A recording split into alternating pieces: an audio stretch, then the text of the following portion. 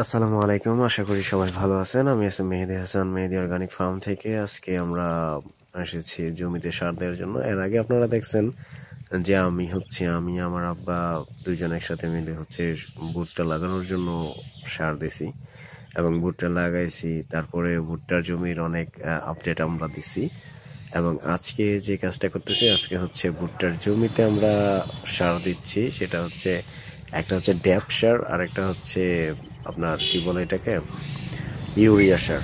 তো দুইটা সার দিছি আমরা আজকে।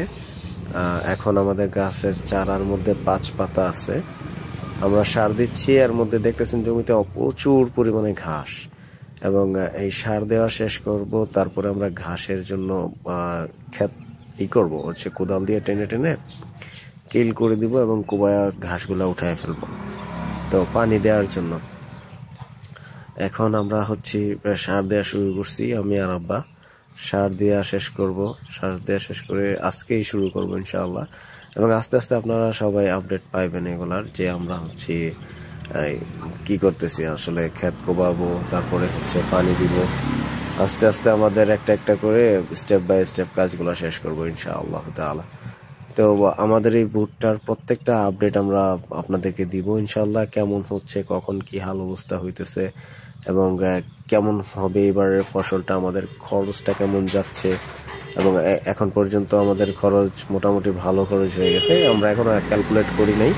আর পরবর্তী ভিডিও যখন আমি দিব তখন আমি ক্যালকুলেট করে সব কিছু আপনাদেরকে জানাবো যে আমরা এ পর্যন্ত কত টাকা খরচ করছি। এখনো পর্যন্ত ভালো অ্যামাউন্টের খরচ বাকি রয়ে গেছে, যেমন পানি দিতে হবে, জমিতে কয়েকবার পানি দিতে হবে, তারপরে সার দিতে হবে আরও 2-1 বার, তারপরে জমিতে ওষুধ বাকি রয়েছে, এর আগে তো ওষুধ একবার দিছি। হ্যাঁ, তো এইভাবেই সিস্টেমগুলো আগাইতে হবে আর কি। এবং আমাদের মজার বিষয় আমরা যে কিছুদিন আগে সরিষার একটা আপডেট দিয়েছিলাম। আপনারা দেখছেন যে সরিষাতে ফল আসছে, কিন্তু এখন মাশাআল্লাহ সরিষার ফল আরও ভালো আলহামদুলিল্লাহ। বাদ বাকি আল্লাহ পাক যদি চায় সরিষাটা বেটার হবে ইনশাআল্লাহ। সো এই আমাদের আপডেট সরিষার এবং ভুট্টার। এবং আপনারা সাথে থাকেন, আমাকে সাপোর্ট দিন। আমি চাই ভালো ভালো আমাদের ফার্মের আমরা কতটুকু আগাইতে পারি এটা চেষ্টা করতেছি আর কি। আসলে আমি তেমন ভালো কোনো কিছু কাজ বুঝি না, কৃষি কাজ। আমি আব্বার সাথে থেকে জাস্ট শিখার চেষ্টা করতেছি। আমার আব্বা খুব ভালো জানেন, বুঝেন এগুলা।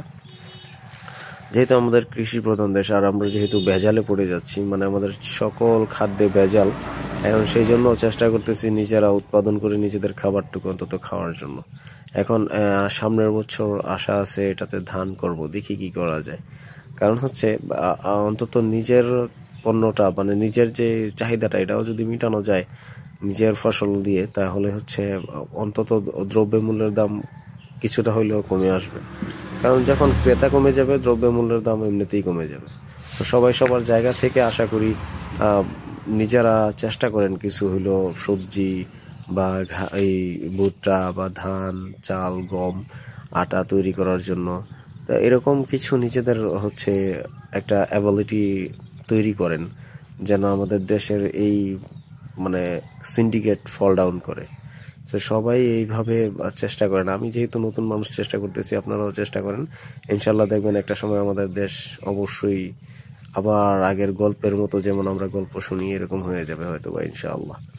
তো সবাই সবার জায়গা থেকে পিওর খাইতে হইলে, ভালোভাবে বাঁচতে হইলে, অন্তত রোগমুক্ত জীবন চাইলে নিজেদের উৎপাদন করাটাই জরুরি বলে মনে করি আমি। কারণ উৎপাদন না করতে পারলে, আপনি যদি উৎপাদন করেন তাহলে আপনি পিওরটা খাইতে পারবেন।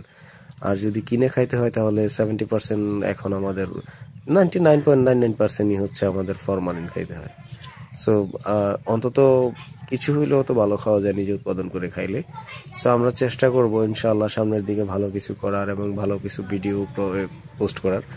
আপনাদেরকে অনেক অনেক ধন্যবাদ আমাদের সাথে থাকার জন্য। মেহেদী অর্গানিক ফার্ম এবং মেহেদী অর্গানিক ফার্মের সাথে থাকার জন্য অনেক ধন্যবাদ সবাইকে। আসসালামু আলাইকুম, ধন্যবাদ, সবাই ভালো থাকবেন।